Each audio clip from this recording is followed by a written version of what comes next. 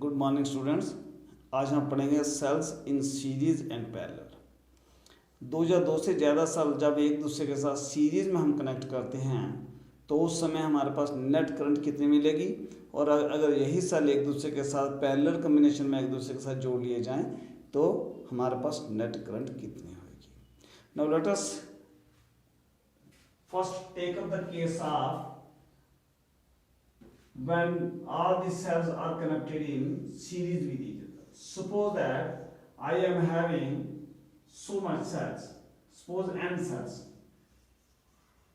n cells हैं, वो एक दूसरे के साथ हमने जोड़ लिए हैं, किसके साथ? सीरीज कॉम्बिनेशन में, और ये एक्सटर्नल रेजिस्टेंस है R, हर एक का EMF E. Suppose that I am having n cells, n identical cell, एक जैसे सेल हैं, उनको मैंने एक दूसरे के साथ सीरीज कॉम्बिनेशन में जोड़ रखा है। सीरीज कॉम्बिनेशन में दो से ज़्यादा कंपोनेंट्स को कब जोड़ा जाता है? हमने जब रेजिस्टेंस पढ़े थे तब आपके साथ डिस्कस किया था कि when these components are connected end to end. अगर सेल्स की बात करेंगे तो सेल में हम ये कहेंगे कि if the negative terminal of one cell is connected to the positive terminal of the other cell and so on। ऐसे ही एक का नेगेटिव टर्मिनल दूसरे के पॉजिटिव टर्मिनल के साथ जोड़ दिया जाए, इसका नेगेटिव अगले वाले के पॉजिटिव के साथ, उसका नेगेटिव अगले वाले पॉजिटिव के साथ, ऐसे जोड़ दिया जाए तो ऐसी कॉम्बिनेशंस को हम सीरीज कॉम्बिनेशन कहते हैं। सीरीज कॉम्बिनेशन कहते हैं। तो सपोज कर लो हमारे पास ये एक ऐसा सर्किट है जिसमें n आइडेंटिकल सेल हैं, n सेल्स हैं जिसमें से हर एक सेल्स का EMF E है और वो एक दूसरे के साथ सीरीज कॉम्बिनेशन में हमने जोड़ रखी है। ऐसे सर्किट में हो जहां इधर हमने एक्सटर्नल रेजिस्टेंस R कनेक्ट कर रखा है। अगर ये पॉजिटिव है, ये नेगेटिव है, तो इसमें से करंट ऐसे फ्लो होगी I करंट इस सर्किट। अब I की वैल्यू हम निकालेंगे हम। अब हमने कहा कि हर एक जो सेल है उसका internal resistance of a cell, एक सेल का इंटरनल रेजिस्टेंस है R, तो internal resistance of n cells किसके बराबर हो जाएगा? आप देखिए, जब अगर आपने रेजिस्टेंस अच्छे से पढ़े हैं तो आपके दिमाग में बिल्कुल क्लियर होगा कि अगर एक जो सेल है उसका इंटरनल रेजिस्टेंस R, दूसरा है उसका भी R, तीसरा है उसका भी R, चौथा है उसका भी R, सभी का R इंटरनल रेजिस्टेंस है, और जब ये सभी एक दूसरे के साथ सीरीज में जुड़े हुए हैं तो इसका नेट इंटरनल रेजिस्टेंस हो जाएगा R plus R plus R plus R plus R। How many times? n times. It means it will be equal to n into R। इस बात का ध्यान रखना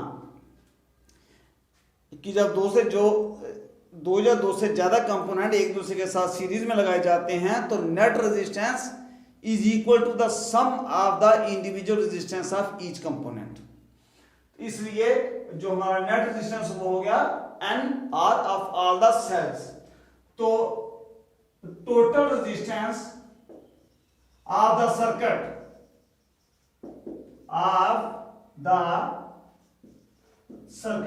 अब सर्किट का टोटल रेजिस्टेंस किसके बराबर आ जाएगा? इसका NR था, इसका R था, एक दूसरे का सीरीज में ही है, तो ये आ जाएगा R plus N into R। ये आ गया total resistance of the circuit. अच्छा, अब एक सेल जो है उसकी EMF हमने लिया, कितना था? E था। EMF ऑफ अ सेल, एक सेल की EMF E है। अब सभी सीरीज में जो है लगे हुए, तो EMF ऑफ n सेल्स कितनी हो जाएगी? n into E। अब देखिए टोटल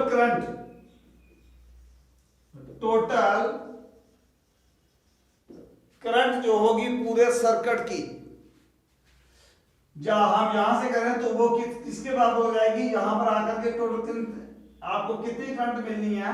ये होती है total EMF divided by total resistance is equal to total EMF हमारे पास कितनी है? N इंटू E, और डिवाइडेड बाय टोटल रेजिस्टेंस हमारे पास कितना बना था, ये वाला R plus N into R। ये आ गई expression for the total current when a number of cells are connected in series with each other and each of cell is having EMF is equal to E। अब दो case हमारे पास आ जाते हैं। Number one, एक case यह आ जाता है कि जब ये जो एक्सटर्नल रेजिस्टेंस है बाहर जो लगा हुआ ये वाला, इसकी वैल्यू NE से NR से बहुत ज्यादा है। Number one case is when R is very much greater than NR। जब R, ये capital R is very much greater than the small nr, in that case small nr जो है तो इसको हम निगलेक्ट कर सकते हैं क्योंकि R बहुत ज्यादा बड़ा है and therefore the value of the current becomes I किसके बराबर हो जाएगा, अगर NR को हम निगलेक्ट कर दें यहां से तो ये आएगा N into E divided by R, N into E divided by R। It means if the value of external resistance is very much greater than the net EMF,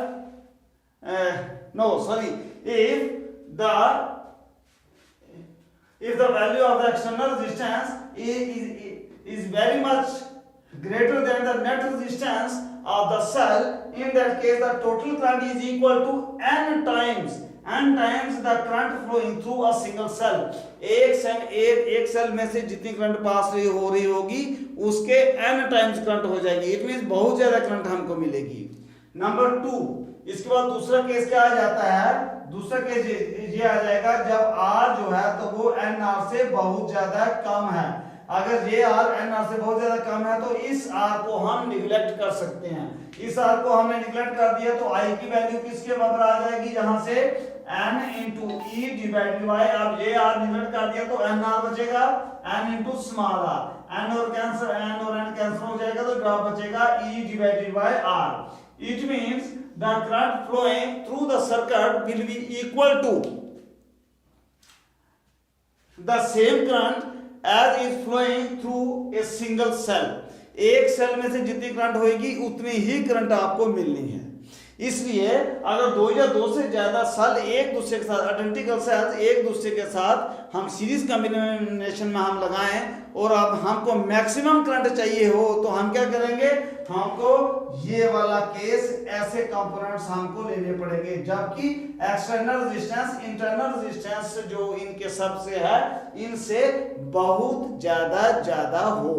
सब सेल जो होंगे उनका इंटरनल रेजिस्टेंस मिला करके जो बनता है उससे भी R बहुत ज्यादा जो होना चाहिए, उस समय आपको मैक्सिमम करंट मिल जाएगी। अगर आपको मिनिमम करंट चाहिए तो फिर क्या करना है, उस समय आपके पास ये कंडीशन ओके होनी चाहिए। उस समय आप जो आपका एक्सटर्नल रेजिस्टेंस है वो ये स्मॉल nr से बहुत ज्यादा कम होना चाहिए। एक इसका आपको हम न्यूमेरिकल छोटा सा देख लेते हैं। सपोज कर लो हमारे पास 3 आइडेंटिकल सेल्स हैं और हर एक सेल जो है उसकी EMF 2 वोल्ट है। 3 identical cells are there and these are connected in series with each other। एक दूसरे के साथ सीरीज में लगाए हैं और हर एक सेल जो है उसकी EMF 2 वोल्ट है और ये तीनों सेल जो हैं वो, और इनमें से हर एक का इंटरनल रेजिस्टेंस जो है तो वो है 0.2 वोल्ट और इनको हमने एक ऐसे सर्किट में लगाया है जिसमें एक्सटर्नल रेजिस्टेंस हमने 7.4 जो ओम है, यहां भी ओम है सॉरी, तो ये कैपिटल R है। अब आपको बताना है कि करंट कितनी फ्लो हो रही है उस सर्किट में से। यहां आपके पास जो E जो होती है हर एक सेल की EMF 2 वोल्ट है, इंटरनल रेजिस्टेंस हर एक का है 0.2 ओम है, N जो नंबर ऑफ सेल्स वो हमारे पास 3 आ गए और जो एक्सटर्नल जो हमारा रेजिस्टेंस है R वो है 7.4 ओम। अब आपको क्या निकालना है, आपको I निकालना है, करंट निकालना है। अगर ये वाला फार्मूला आपको आता है तो 1 सेकंड में निकल जाएगा, कोई दिक्कत की बात नहीं है। तो आप लिखना I = N × E divided by R plus N × R। तो इजिकल टू n हमारे पास 3 है into E equal to 2 volt और डिवाइडेड बाय R हमारा 7.4 ओम है और प्लस n हमारे पास 3 है इंटू स्मॉल r इज 0.2 ओम। तो ये कितना हो गया 3 2 6 डिवाइडेड बाय 7.4 प्लस 3 2 6 आ गया 0.6 तो ये आ जाएगा 6 डिवाइडेड बाय 7.4 प्लस 6 आ जाएगा 8 और ये आ जाएगा 0.75 एम्पियर। ये आंसर आ जाएगा। एक झटके में आप निकाल सकते हैं, कोई दिक्कत की बात नहीं है। अब हम सेकंड केस लेते हैं। व्हाट वुड हैपन और what would be the value of the current when two or more identical cells are connected in parallel combination with each other। एक दूसरे के साथ पैरेलल कॉम्बिनेशन में अगर हमने लगा रखे हैं तो पैरेलल कॉम्बिनेशन में कब लगते हैं, अगर हमारे पास सेल्स हैं तो उनका सभी का पॉजिटिव टर्मिनल एक पॉइंट पर और उन सभी का नेगेटिव टर्मिनल दूसरे पॉइंट पर हम लगाते हैं, तो ऐसी कॉम्बिनेशन को हम कहते हैं पैरेलल कॉम्बिनेशन। सपोज कर लो अब की बार हमने n सेल्स लिए हैं, ये 1 है, ये 2 है, ये 3 है, ऐसे सो ऑन और ऐसे ये m वाला आ गया। तो इनका सभी का एक टर्मिनल ये आ गया, ऐसे ही दूसरे वाला इधर आ गया, ये a आ गया, ये b, और ये हर एक जो हमारे आइडेंटिकल सेल्स हैं इनमें से हर एक की ईएमएफ E है और हर एक का इंटरनल रेजिस्टेंस R है और नंबर ऑफ सेल्स कितने हैं m है, और इनको हमने एक ऐसे सर्किट में लगा लिया है जिसका एक्सटर्नल रेजिस्टेंस हमने इसका जो है वो कैपिटल R है। अब बाकी हमने कुछ चेंज नहीं किया है, वहां पर नंबर ऑफ सेल्स हमने स्मॉल n लिए थे, यहां m ले लिए। वो इसलिए क्योंकि अगर जब इनका मिक्स कॉम्बिनेशन आपको मिले तो आपको उसकी कैलकुलेशन में कोई दिक्कत ना हो। तो फिर let us consider a circuit as shown in figure J in which m identical cells each are having EMF is equal to E and internal resistance R are connected in parallel combination with each other, and these cells are connected across an external resistance R। अब यहां पर देखिए इसमें से हर एक का internal resistance R, तो इसका नेट रेजिस्टेंस कैसे निकालेंगे। अब आपको याद आएगी वही बात मेरी कि अगर दो या दो से ज्यादा कंपोनेंट्स एक दूसरे के साथ पैरेलल कॉम्बिनेशन में लगा लिए जाएं तो इसका नेट रेजिस्टेंस जो होता है वो किसके बराबर हो जाएगा। उसमें हमने जो किया था, अगर आपको याद होगा, कि the reciprocal of the net resistance is equal to the sum of the reciprocal of the individual resistance of the components. इसका मतलब इसमें 1/R P किसके बराबर आ जाएगा, 1/R plus 1/R plus 1/R plus so on plus 1/R कितने times, m times, ऐसे होगा। It means 1/R P is equal to m time into 1/R हो जाएगा। तो Rp किसके बराबर हो जाएगा, Rp इधर और ये इधर और ये इधर, ये हो जाएगा R डिवाइडेड बाय m। मतलब जो net resistance of all the cells is will be equal to Rp is equal to R divided by m। तो EMF नेट EMF कितने बराबर हो जाएगी, E के बराबर। तो हमारे पास जो है रेजिस्टेंस भी आ गया और ये भी आ गया, तो फिर Rp तो आ गया नेट हमारा रेजिस्टेंस इन सेल्स का, तो इसका सर्किट का कितना आ जाएगा, ये तो इनके साथ सीरीज में है, तो आप क्या लिखेंगे, net resistance of the circuit will be equal to R capital plus small r by m। ये आ गया इनके कारण, ये हमारे पास आ गया net resistance of the circuit.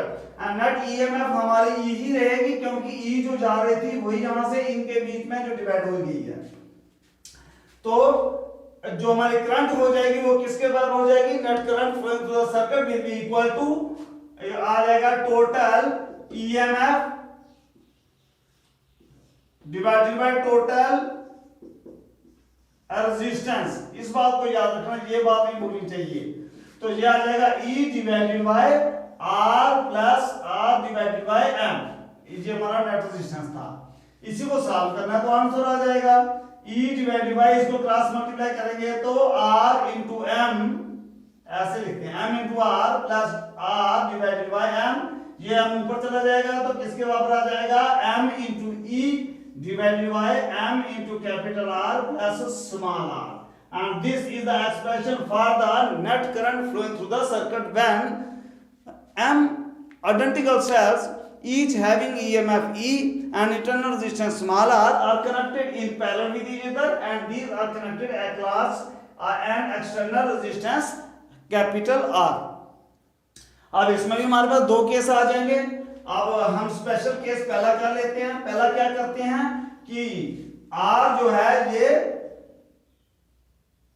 R से बहुत ज्यादा बड़ा, कि R जो कैपिटल R है वो स्मॉल r से बहुत ज्यादा बड़ा हो, तो क्या होगा, इस r को हम जो है तो इसको निगलेक्ट कर सकते हैं। इस तो ये चीज निगलेक्ट हो जाएगी तो नेट हमारे पास करंट किसके पास आएगी, I will be equal to M E divided by M into are.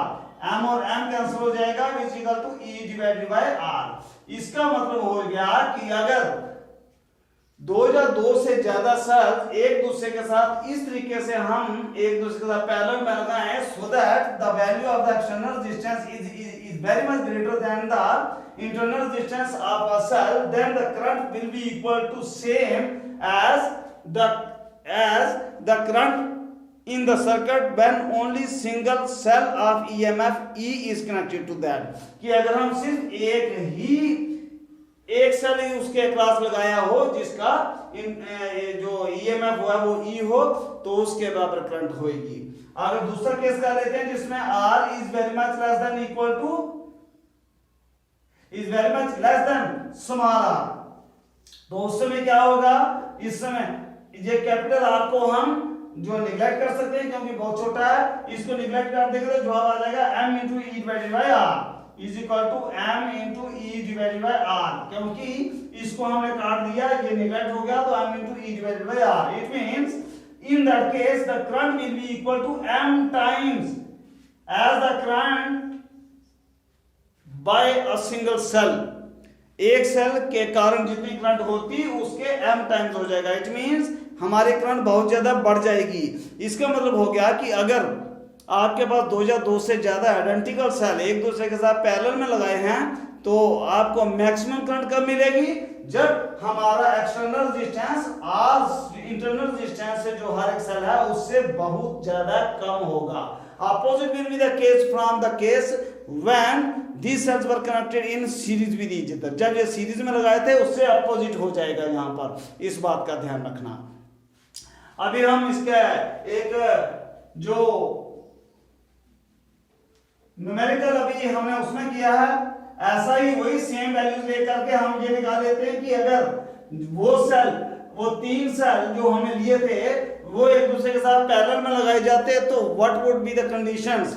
अगर सपोज करो तीन सेल हैं तो वहां m इज इक्वल टू 3 है और जो हर एक जो सेल है उसका EMF कितना है 2 वोल्ट है और इंटरनल रेजिस्टेंस हर एक का 0.2 वोल्ट लिया था और एक्सटर्नल रेजिस्टेंस हमने जो लगा रखा था वो था 7.4 ओम।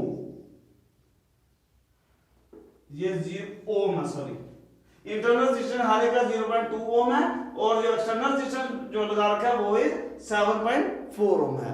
अगर ये एक दूसरे के साथ पैरेलल में लगा दिए जाए सेल तो I किसके बराबर हो जाएगा, तो I की वैल्यू हमारे पास, I का फार्मूला हमारे पास क्या आया था जी, m into e divided by m into r plus small r, यही था। ओके, तो ये किसके बराबर हो जाएगा, m हमारे पास 3 है, 3 मल्टीप्लाई e क्या है 2 divided by m is equal to 3 into r external resistance 7.4 है प्लस इंटरनल रेजिस्टेंस 0.2। बस इसको सॉल्व करेंगे आंसर आ जाएगा 3 2 जा 6 और डिवाइडेड बाय आ गया 22.2 plus 0.2 is equal to 6 divided by 22.224 आ गया। तो इसको अगर आप सॉल्व करते हैं तो ये बनेगा आई थिंक अप्रोक्सीमेटली 0.27 एम्पीयर बनेगा। आप हिसाब लगाइए कि उसमें 0.75 आया था, इसमें 0.27 आ रहा है। मतलब अगर सेम कॉम्बिनेशन के साथ अगर हम सीरीज में करंट करते हैं तो करंट ज्यादा आएगी और अगर उनको हम लगाएं पैरेलल के साथ तो हमें करंट कम मिलेगी। And this was all about the cells in series as well as parallel combination। Secondary cells आपके सिलेबस में एक elementary idea of secondary cells है। तो प्यारे बच्चों, हमने सेल्स के बारे में थोड़ा सा डिस्कस किया था कि सेल क्या चीज होता है। It's a device which provides a potential difference for maintaining the electric current in a circuit. तो और हमने डिस्कस किया था कि इसमें दो इलेक्ट्रोड होते हैं जो किसी मेटल्स के बने होते हैं और वो डिप किए जाते हैं एक सॉल्यूशन में जिसको इलेक्ट्रोलाइट कहते हैं। अब सेल्स के टाइप्स कितने हैं? There are 3 types of the cells. Number 1 होता है प्राइमरी सेल्स। अब प्राइमरी सेल्स ऐसे होते हैं, ये कौन से सेल होते हैं? ये ऐसे सेल्स होते हैं कि जिनको हम एक बार पुट टू यूज करें, एक बार उनको इस्तेमाल करने लगे तो वो डिस्चार्ज तो होते जाएंगे, लेकिन हम उनको दोबारा रिचार्ज नहीं कर पाएंगे। इट मीन्स ये ऐसे सेल्स हैं कि जिनमें जो केमिकल एनर्जी है वो कन्वर्ट हो जाएगी इलेक्ट्रिकल एनर्जी में, तो आस्ता आस्ता डिस्चार्ज होएगा, लेकिन उस सेल को हम दोबारा रिचार्ज नहीं कर पाएंगे। मींस उसको हम इलेक्ट्रिकल एनर्जी दे करके उसमें दोबारा केमिकल एनर्जी स्टोर नहीं कर पाएंगे। इट मींस जो उसमें केमिकल रिएक्शंस होंगी वो इरिवर्सिबल होंगी, इरिवर्सिबल, उनको हम जो रिवर्स नहीं कर पाएंगे। एग्जाम्पल इसका जितने जान के आपके लेबोरेटरी में होते हैं, आप जैसे वोल्टिक सेल हैं, डेनियल सेल हैं, लेक्लेंचे सेल हैं, ड्राई सेल जैसे आपने बाजार में देखे हैं, ये सभी एग्जाम्पल हैं प्राइमरी सेल्स के। उसके बाद दूसरा आते हैं सेकेंडरी सेल्स।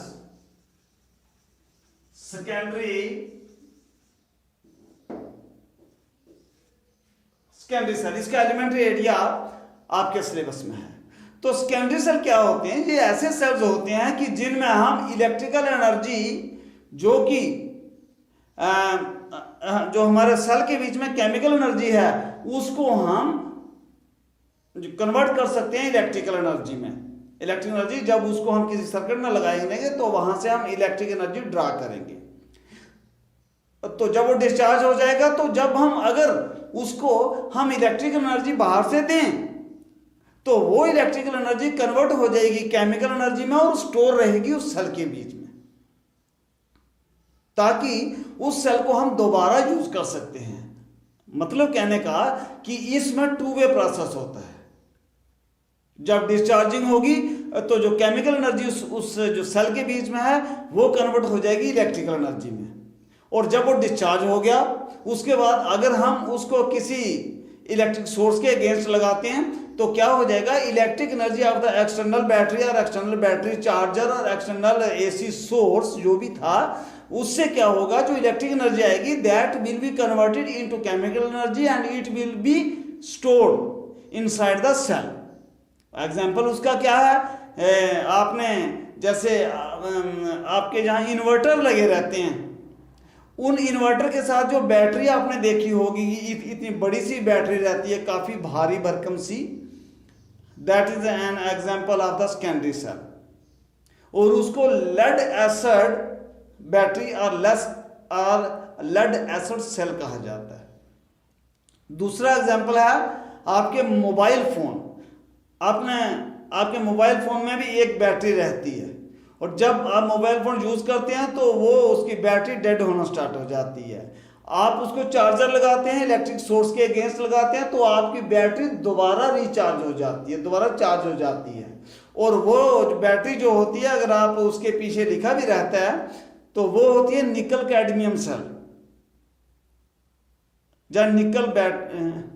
जब उसको हम निकल कैडमियम बैटरी भी कह सकते हैं। तो ये 2 एग्जाम्पल हैं सेकेंडरी सेल्स के। अब सेकेंडरी सेल्स में डिस्चार्जिंग और इसकी जो चार्जिंग कैसे होती है उसका थोड़ा सा आइडिया आपको हम देंगे। हम एक एग्जांपल कर लेते हैं, लेड एसिड सेल बिल्कुल आसान सी होती है, हमारे घर में रहती है, इसलिए इसकी एग्जांपल हम ले लेते हैं। लेड एसिड सेल और लेड एसिड बैटरी भी कहते हैं इसको। तो इसमें होता क्या है, एक आपके पास वेसल रहती है जो हार्ड प्लास्टिक की हो सकती है, हार्ड रबर की हो सकती है, या हार्ड फाइबर की हो सकती है, हार्ड ग्लास की हो सकती है। तो इसके बीच में हमने क्या है, एक इलेक्ट्रोलाइट डाल कर रखा है, एक सॉल्यूशन डाल के रखी है, जो क्या है, ये dilute H2SO4, dilute जो सल्फ्यूरिक एसिड, उसके बीच हमने एज इलेक्ट्रोलाइट डाल करके रखा है। इसके बीच में दो प्लेट्स होती हैं, पैरेलल प्लेट्स, बीच में दो दो के सेट रखा जाता है।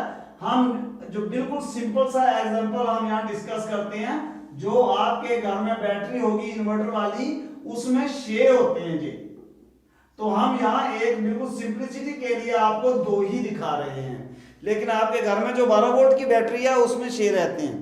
अब चूंकि इनमें से एक कॉम्बिनेशन 2 वोल्ट को जनरेट करता है, इसलिए हमने एग्जांपल जो भी किया था सेल्स में, उसमें हमने कहा था कि हर एक सेल का जो ईएमएफ है वो 2 वोल्ट है। तो सपोज कर लो ये हमारे पास 2 हैं लगी हुई प्लेट्स, इसमें जो पॉजिटिव प्लेट्स होती है ये होती है PbO2 की, और जो नेगेटिव प्लेट होती है जिसको कैथोड कहते हैं, ये Pb की होती है, लेड की होती है। और इसके अक्रॉस एक्सटर्नल एक रेजिस्टेंस R होता है, जो आपके घर में पंखा हो सकता है, बिजली का बल्ब हो सकता है, या कोई भी चीज ऐसी हो सकती है जो आपने उसके अक्रॉस लगा रखी है। तो ये सिंपल एक लेड एसिड सेल बन गया। अब इसमें होगा क्या, इसकी जब डिस्चार्जिंग होगी, डिस्चार्जिंग ऑफ दिस सेल,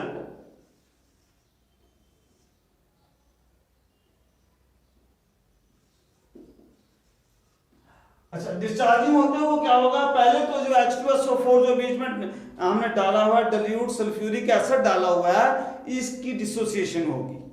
इसमें क्या होगा, H2SO4 जो था इसके क्या बन जाएंगे, H अलग हो जाएगा और SO4 अलग हो जाएगा। अब कैसा होगा, अब 2H1 पॉजिटिव और SO4 2 नेगेटिव हो जाएगा। अगर आपको बैलेंसिंग ऑफ केमिकल इक्वेशन अच्छे से आती है तो बड़ी अच्छी बात रहेगी। अगर आपको थोड़ा सा भी उसमें वो कन्फ्लिक्ट है तो उसको थोड़ा सा रिवाइज जरूर कर लीजिएगा कि चूंकि H1 पॉजिटिव होता है इसलिए इसके 2 हैं तभी तो 2 बनेंगे, और SO4 2 नेगेटिव होता है। अब यहाँ 2 पॉजिटिव 2 नेगेटिव, ओके बराबर हिसाब था। तो इसमें होगा क्या कि H पॉजिटिव जो आयन होंगे वो मूव करेंगे PbO2 वाली तरफ, इधर चले जाएंगे H पॉजिटिव आयन, और जो SO2 है वो यहां से इधर की तरफ जाएंगे, SO4 2 नेगेटिव, ये इस तरफ की तरफ जाएंगे। जो आपका नेगेटिव जो आपका टर्मिनल है, जिसको आप जो है कैथोड भी कहते हो।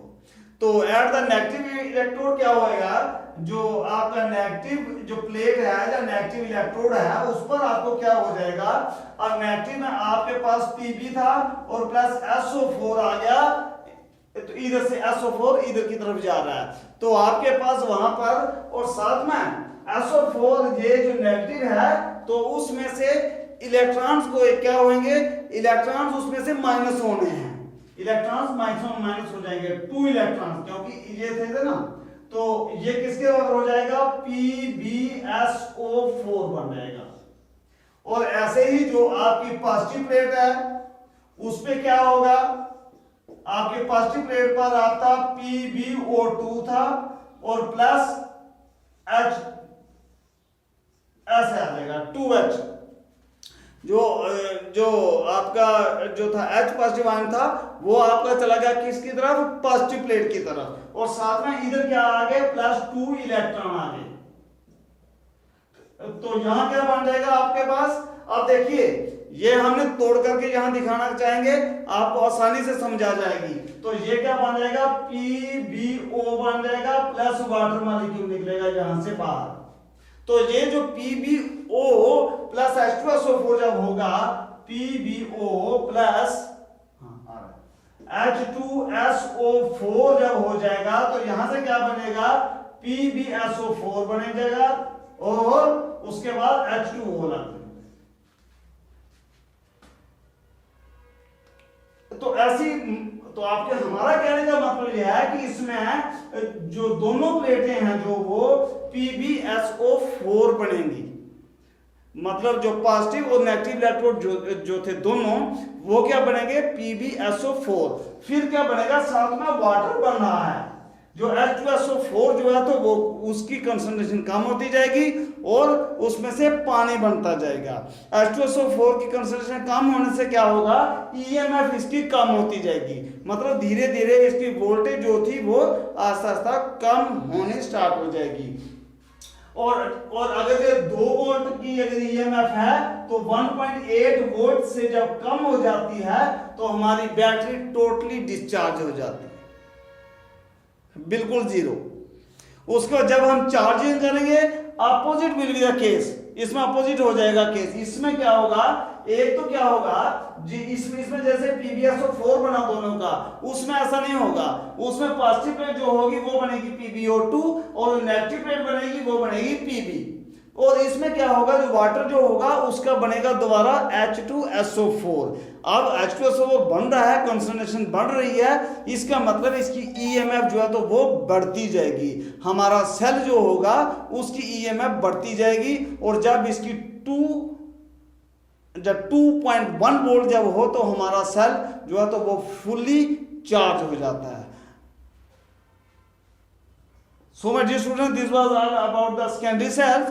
और हाँ, अब हमने 3 तरह के सेल बताए थे, तो तीसरे टाइप का सेल जो है तो उसको फ्यूल सेल कहते हैं।